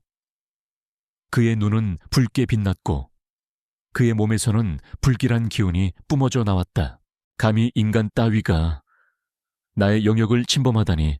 크라켄의 목소리는 동굴 안을 뒤흔들었다. 그의 목소리는 심해의 어둠 속에서 울려 퍼지는 듯했다. 크라켄은 자신의 본 모습을 드러냈다. 그는 거대한 몸을 가진 문어 형태의 괴물이었다. 그의 촉수는 건물만큼 거대했고 그의 눈은 붉은 불꽃처럼 빛났다. 그의 몸에서는 검은 에너지가 뿜어져 나왔고 그 에너지는 동굴 안의 모든 것을 집어삼킬 듯이 휘저었다. 크라켄의 등장으로 동굴 안의 공기는 더욱 차갑고 무거워졌다. 강민혁은 은우와 박씨 할머니 그리고 박 선장을 보호하기 위해 크라켄에게 맞섰다. 그는 자신의 손에 들린 은우에 푸른 바다의 조약돌벌을 높이 들었다. 조약돌에서는 강렬한 푸른빛이 뿜어져 나왔고 푸른빛은 크라켄의 검은 에너지를 막아냈다. 은우는 자신의 파천 바다의 힘탈을 사용하여 크라켄의 촉수를 봉쇄하려 했다. 그의 손에서 물줄기가 뿜어져 나와 크라켄의 촉수를 감쌌다. 하지만 크라켄의 힘은 상상을 초월했다. 그는 은우의 물줄기를 뚫고 강민혁을 향해 달려들었다. 그의 촉수들은 강민혁을 향해 맹렬하게 뻗어나왔다. 강민혁은 촉수들을 피하며 몸을 날렸다. 렉스와 카이사르도 으르렁거리며 크라켄에게 달려들었다. 렉스는 자신의 이빨로 크라켄의 촉수를 물어뜯으며 그의 움직임을 방해했고 카이사르는 크라켄의 몸을 향해 돌진하여 그의 주의를 끌었다. 렉스와 카이사르의 희생적인 행동에 강민혁과 은우는 감동했다. 그들은 자신들의 몸을 던져 크라켄의 공격을 막아냈다. 그들의 몸에는 깊은 상처가 났지만 그들은 아픔을 잊은 듯 다 크라켄에게 달려들었다. 크라켄은 렉스와 카이사르의 공격에 짜증이 난 듯 거대한 촉수로 그들을 내리쳤다. 렉스와 카이사르는 비명을 지르며 바닥에 나뒹굴었다. 그들의 몸에서는 피가 흘러나왔다. 은우는 렉스와 카이사르의 모습에 눈물을 흘렸다. 렉스 카이사르 안 돼. 강민혁은 렉스와 카이사르의 희생에 분노했다. 그는 크라켄을 향해 달려들었다. 그는 자신의 모든 힘을 다해 크라켄에게 맞섰다. 이수진 조사관도 강민혁을 도왔다. 그는 자신의 권총을 꺼내 들고 크라켄의 눈을 향해 총을 쏘았다. 하지만 크라켄의 몸은 총알이 통하지 않았다. 그때 크라켄의 뒤에서 그림자 리더가 나타났다. 그는 자신의 몸을 던져 크라켄의 촉수를 붙잡았다. 그의 얼굴에는 결의가 서려 있었다. 나는 나의 죄를 속죄할 것이다. 이지영, 미안하다. 그의 목소리는 희미했지만 그 안에는 진심 어린 후회가 담겨 있었다. 그림자 리더는 크라켄의 촉수에 묶인 채 고통스러운 신음소리를 냈다. 그는 자신의 몸을 희생하여 크라켄의 움직임을 잠시 멈추려 했다. 내 이놈 감히 나를 배신하다니. 크라켄은 그림자 리더를 향해 분노했다. 그는 그림자 리더를 자신의 촉수로 움켜쥐고 압박했다. 그림자 리더는 피를 토하며 고통스러워했다. 그는 마지막 힘을 다해 강민혁을 향해 소리쳤다. 서둘러라. 심해의 심장들 봉인해야 한다. 저 석판에 모든 방법이 있다. 그림자 리더는 마지막 말을 남기고 크라켄의 촉수에 의해 산산조각났다. 그의 희생은 강민혁과 은우에게 큰 충격을 주었다. 강민혁은 그림자 리더의 희생을 헛되이 하지 않겠다고 다짐했다. 그는 그의 희생이 자신들에게 주어진 마지막 기회임을 알았다. 은우는 석판에 새겨진 고대 인어족의 문양들을 멍하니 바라보고 있었다. 그의 손에서 희미한 푸른빛이 뿜어져 나왔고 푸른빛은 석판의 문양들을 따라 흘렀다. 석판에서는 희미한 멜로디가 흘러나오는 듯했다. 그 멜로디는 은우에게 익숙한 듯 낯선 느낌을 주었다. 그것은 잃어버린 멜로디의 진짜 악보였다. 은우는 오르골을 열고 악보에 새겨진 멜로디를 연주하기 시작했다. 그의 목소리는 슬픔과 간절함, 그리고 희망으로 가득했다. 멜로디는 동굴 안을 울려 퍼졌고 크라켄의 검은 에너지를 약화시켰다. 크라켄은 은우의 멜로디에 고통스러운 신음소리를 냈다. 그의 몸은 격렬하게 떨렸다. 그는 자신의 힘이 약해지는 것을 느끼고 분노했다. 그는 은우를 향해 다시 한번 맹렬하게 돌진했다. 그의 촉수들은 은우를 향해 뻗어나왔다. 강민혁은 은우를 보호하기 위해 크라켄에게 달려들었다. 그는 자신의 몸을 던져 크라켄의 공격을 막아냈다. 그는 은우가 멜로디를 끝까지 연주할 수 있도록 시간을 벌어주려 했다. 렉스와 카이사르는 피투성이 된 몸을 이끌고 다시 일어섰다. 그들은 으르렁거리며 크라켄에게 달려들어 그의 촉수를 물어뜯으며 그의 움직임을 방해했다. 렉스와 카이사르는 마지막 힘을 다해 크라켄에게 맞섰다. 그들의 눈빛은 은우를 향한 깊은 사랑으로 가득했다. 박 선장과 박씨 할머니도 자신들의 역할을 다했다. 박 선장은 크라켄의 주의를 끌기 위해 낡은 작살총을 쏘았고 박씨 할머니는 은우가 집중할 수 있도록 주변의 작은 돌멩이들을 던져 크라켄의 시선을 분산시켰다. 그들은 모두 자신의 목숨을 걸고 은우를 보호하려 했다. 은우는 멜로디를 계속 연주했다. 그의 멜로디는 점점 더 강렬해졌고 동굴 안은 푸른빛으로 가득 찼다. 푸른빛은 크라켄의 검은 에너지를 완전히 집어삼켰다. 크라켄은 고통스러운 절규를 내뱉으며 뒤로 물러섰다. 그의 몸은 서서히 빛으로 변해갔다. 잃어버린 멜로디는 심해의 심장내 봉인을 완성했다.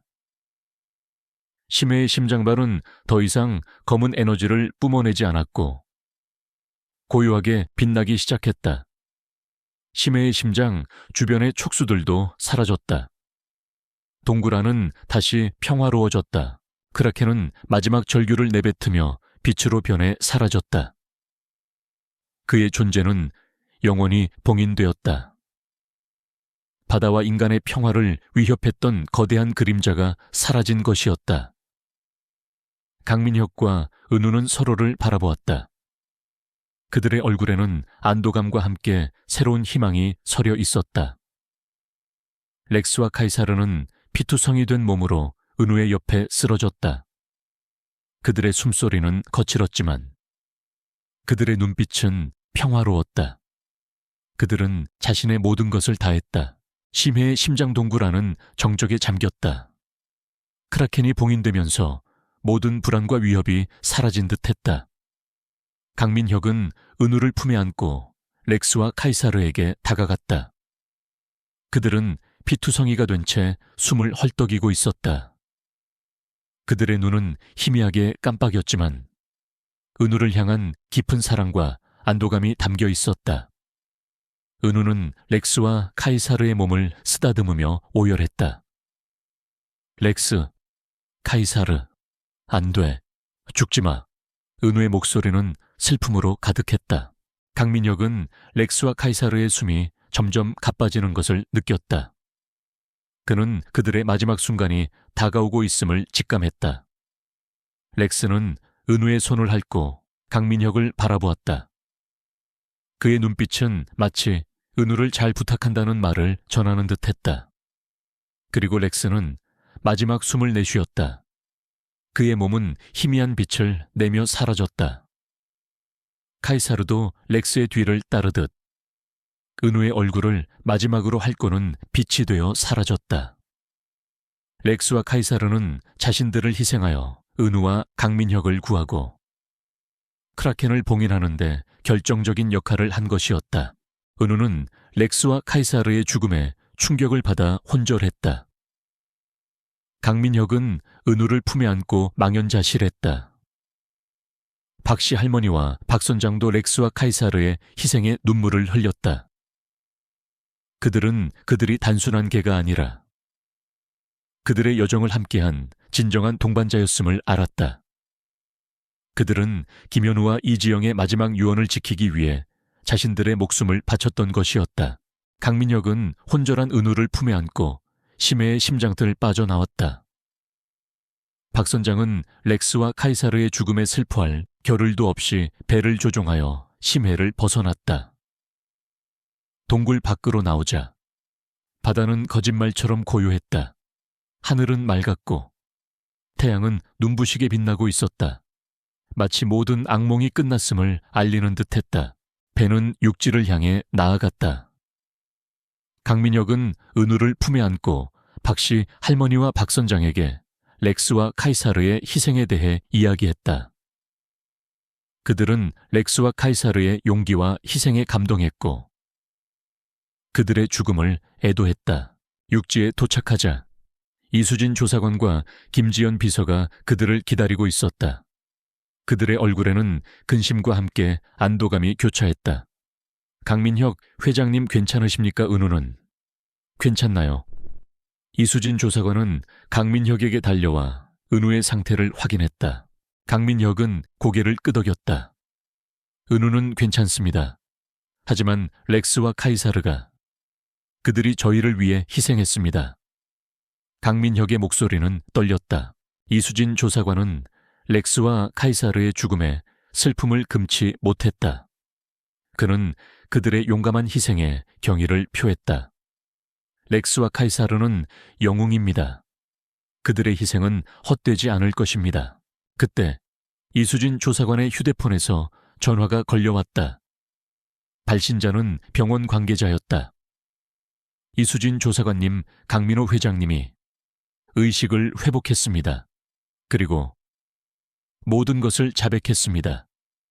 그는 자신의 죄를 뉘우치고 크라켄의 지배에서 벗어나고 싶다고 했습니다.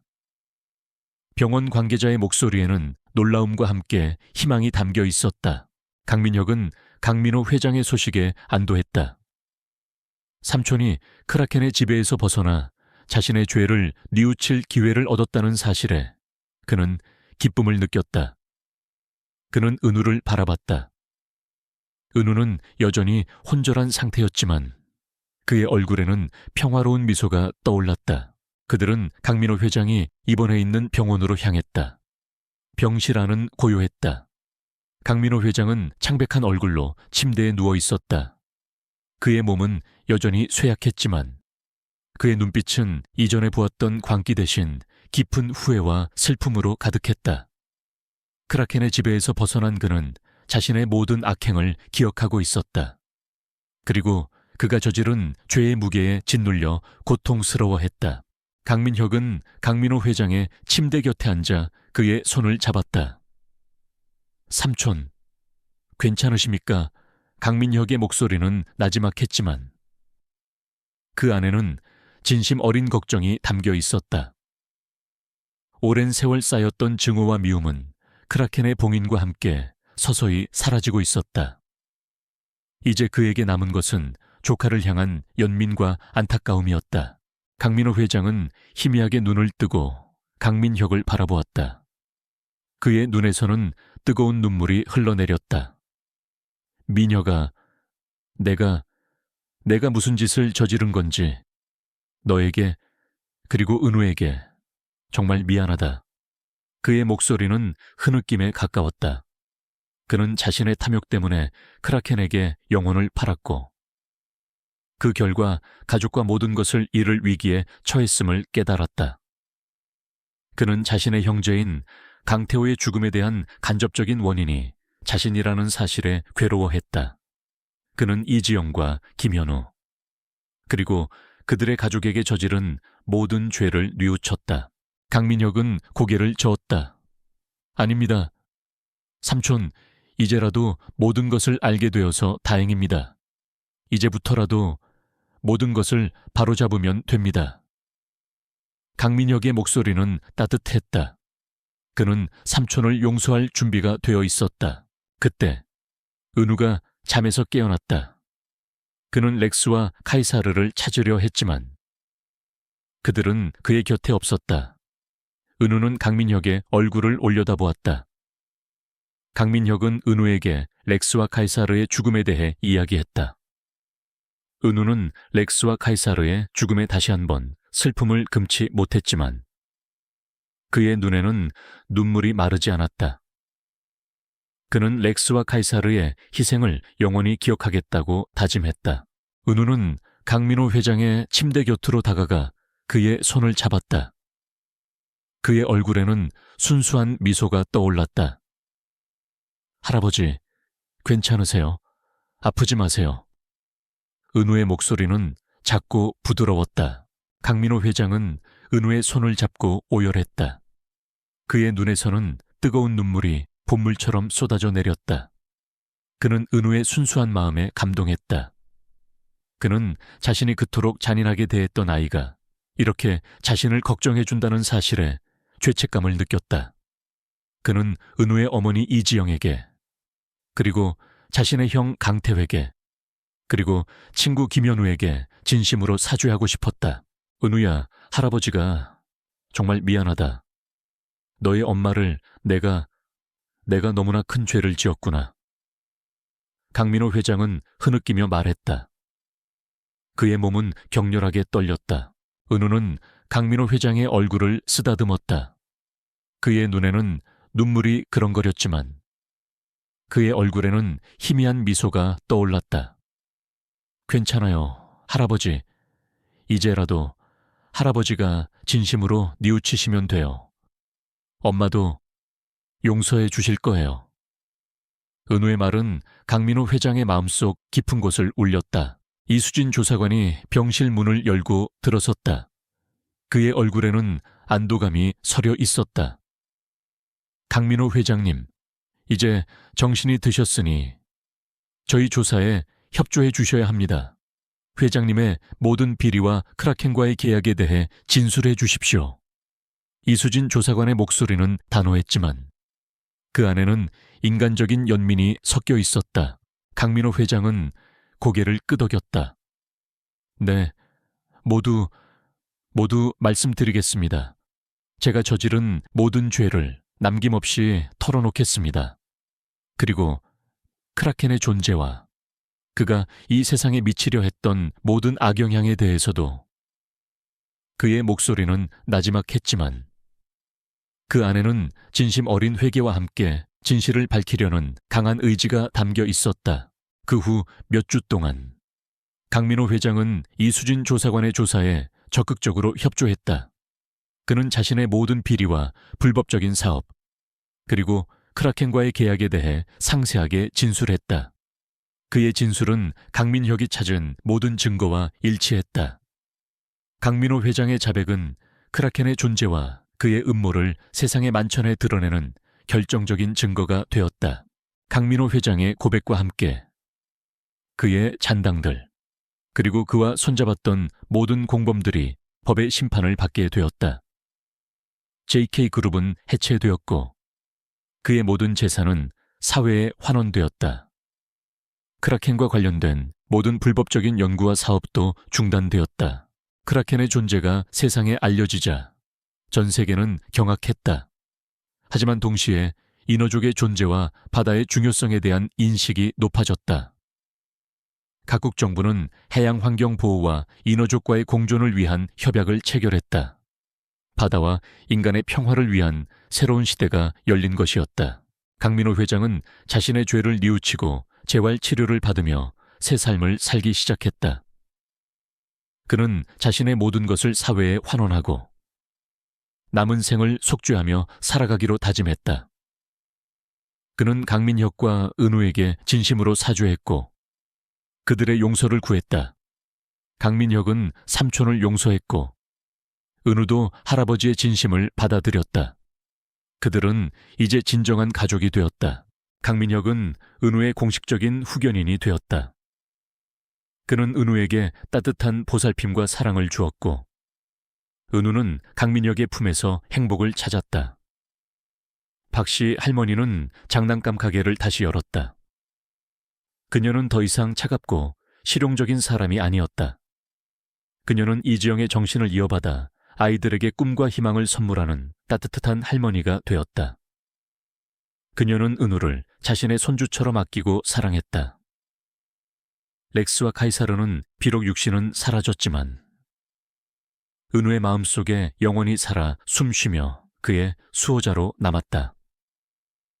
은우는 가끔 렉스와 카이사르의 영혼을 느낄 수 있었고 그들은 늘 그의 곁을 맴돌며 그를 지켜주었다. 몇 달 후 모든 것이 평화로워졌다.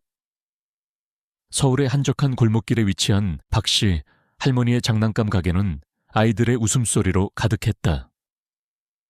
가게 유리창 너머에는 낡은 나무 기차 대신 새롭고 아름다운 장난감들이 진열되어 있었다. 그 중에서도 단연 돋보이는 것은 이지영의 디자인을 그대로 재현한 나무 기차였다. 그것은 은우와 강민혁, 그리고 박씨 할머니가 함께 만든 특별한 기차였다. 기체는 잃어버린 멜로디라는 이름이 붙어 있었다. 이 기차는 단순한 장난감이 아니었다. 그것은 이지영의 꿈과 사랑, 그리고 은우의 희망이 담겨 있는 소중한 유산이었다. 아침 햇살이 따스하게 내리쬐는 오후, 강민혁은 장난감 가게 문을 열고 들어섰다. 그의 얼굴에는 이전의 차가움 대신 따뜻한 미소가 번져 있었다. 그는 은우의 손을 잡고 가게 안으로 들어섰다. 은우는 새로운 장난감들을 보며 눈을 반짝였다. 그의 얼굴에는 행복한 웃음꽃이 피어 있었다. 박씨 할머니는 계산대 뒤에 앉아 뜨개질을 하고 있었다. 그녀의 얼굴에는 평화로운 미소가 떠올랐다. 그녀는 더 이상 과거의 죄책감에 짓눌려 살지 않았다. 그녀는 이지영의 정신을 이어받아 아이들에게 꿈과 희망을 선물하는 따뜻한 할머니가 되었다. 할머니 안녕하세요. 은우는 박씨 할머니에게 달려가 그녀의 품에 안겼다. 박씨 할머니는 은우의 머리를 쓰다듬었다. 우리 은우 왔구나. 오늘은 무슨 장난감을 만들어 볼까? 은우는 활짝 웃으며 고개를 저었다. 아니요, 오늘은 할머니랑 아저씨랑 같이 놀고 싶어요. 강민혁은 그들의 모습을 보며 미소 지었다. 그는 은우에게 진심으로 사과했고 은우도 강민혁의 진심을 받아들였다. 그들은 이제 진정한 가족이 되었다. 강민혁은 은우에게 따뜻한 보살핌과 사랑을 주었고 은우는 강민혁의 품에서 행복을 찾았다. 강민혁은 박씨 할머니에게 지난 몇 달간의 변화에 대해 이야기했다. 강민호 회장은 자신의 죄를 뉘우치고 재활 치료를 받으며 새 삶을 살기 시작했다. 그는 자신의 모든 재산을 사회에 환원하고 남은 생을 속죄하며 살아가기로 다짐했다. 그는 강민혁과 은우에게 진심으로 사죄했고 그들의 용서를 구했다. 강민혁은 삼촌을 용서했고 은우도 할아버지의 진심을 받아들였다. 그들은 정기적으로 병원을 찾아 강민호 회장과 시간을 보냈다. 강민호 회장의 얼굴에는 이제 평화가 깃들어 있었다. 그는 자신의 지난 삶을 돌아보며 진정한 행복이 무엇인지 깨달았다. 이수진 조사관은 강민호 회장의 자백을 토대로 크라켄의 존재와 그의 모든 음모를 세상에 만천에 드러냈다. 전 세계는 경악했지만 동시에 인어족의 존재와 바다의 중요성에 대한 인식이 높아졌다. 각국 정부는 해양 환경 보호와 인어족과의 공존을 위한 협약을 체결했다. 바다와 인간의 평화를 위한 새로운 시대가 열린 것이었다. 이수진 조사관은 자신의 공로를 인정받아 특진했으며 크라켄과 같은 초자연적인 존재들을 전담하는 비밀 부서의 책임자가 되었다. 그는 강민혁과 은우에게 계속해서 도움을 주겠다고 약속했다. 김지연 비서는 JK그룹 해체 후 자신의 이름을 걸고 새로운 법률 사무소를 개업했다. 그녀는 강민혁과 함께 강민호 회장의 비리와 관련된 모든 법적 문제를 처리하고 강민호 회장의 재산을 사회에 환원하는 데 큰 역할을 했다. 그녀는 사회적 약자들을 돕는 데 힘썼으며 진정한 정의를 실현하기 위해 노력했다. 그녀는 여전히 강민혁의 가장 든든한 조력자였다. 강민혁은 JK그룹을 해체하고 자신의 모든 것을 사회에 환원했다. 그는 자신의 재능을 이용해 새로운 회사를 설립했다. 그의 회사는 마다의 멜로디라는 이름으로 해양 환경 보호와 지속 가능한 어업을 위한 기술을 개발하고 있었다. 그는 또한 바다 생물들을 보호하고 인간과 바다 생명체들이 공존할 수 있는 세상을 만들기 위해 노력했다. 그는 과거의 실수를 반복하지 않겠다고 다짐했다. 은우는 학교에 다니기 시작했다. 그는 친구들과 어울리며 밝고 행복하게 지냈다. 그는 여전히 자신의 능력을 비밀로 했지만 가끔씩 자신의 능력을 사용하여 아픈 동물들을 치료하거나 길을 잃은 아이들을 도와주었다. 그는 렉스와 카이사르의 정신을 이어받아 세상의 약자들을 돕는 데 힘썼다. 그의 어깨에 난 흉터는 이제 더 이상 아픔의 상징이 아니었다. 그것은 그의 특별한 능력과 소중한 과거를 기억하는 표식이었다. 어느 맑은 오후, 강민혁과 박씨 할머니, 그리고 은우는 함께 장난감 가게 앞에 앉아 있었다. 그들은 지나가는 사람들을 보며 미소 지었다. 은우는 손에 들린 오르골을 감았다. 오르골에서는 희미한 멜로디가 흘러나왔다. 멜로디는 은우의 어머니 이지영이 즐겨 연주하던 멜로디였다. 이제 그 멜로디는 슬픔 대신 행복과 희망을 담고 있었다. 렉스와 카이사르는 비록 보이지는 않았지만 은우는 그들의 존재를 느낄 수 있었고 그들의 따뜻한 온기가 늘 곁에 있음을 알았다. 렉스와 카이사르는 은우의 마음속에 영원히 살아 숨쉬며 그의 수호자로 남았다. 은우는 강민혁의 손을 잡았다. 아저씨, 고마워요. 아저씨 덕분에 엄마의 억울함을 풀 수 있게 되었고 새로운 가족도 생겼어요. 은우의 목소리는 진심으로 가득했다. 그의 얼굴에는 행복한 미소가 떠올랐다. 강민혁은 은우의 머리를 쓰다듬었다. 은우야, 너는 이제 혼자가 아니야. 우리는 이제 한 가족이야. 언제나 너의 곁에 있을게. 강민혁의 목소리는 따뜻했다. 그의 눈에서는 뜨거운 눈물이 흘러내렸지만 그것은 슬픔의 눈물이 아닌 기쁨과 감격의 눈물이었다. 박씨 할머니도 그들의 모습을 보며 미소 지었다. 그녀의 눈에서도 눈물이 흘러내렸다. 그녀는 자신의 오랜 친구 이지영이 하늘에서 이 모든 것을 보고 기뻐할 것이라고 믿었다. 석양이 붉게 물들기 시작했다. 장난감 가게 앞에는 3명의 가족과 2마리의 충성스러운 영혼이 함께 앉아 있었다. 그들의 앞에는 밝은 미래가 펼쳐져 있었다. 그들은 과거의 아픔을 딛고 일어서 새로운 희망을 향해 나아가고 있었다. 바다와 인간의 평화를 위한 새로운 시대는 그렇게 시작되었다. 모든 것은 이지영의 희생과 은우의 용기, 그리고 잃어버린 멜로디 덕분이었다.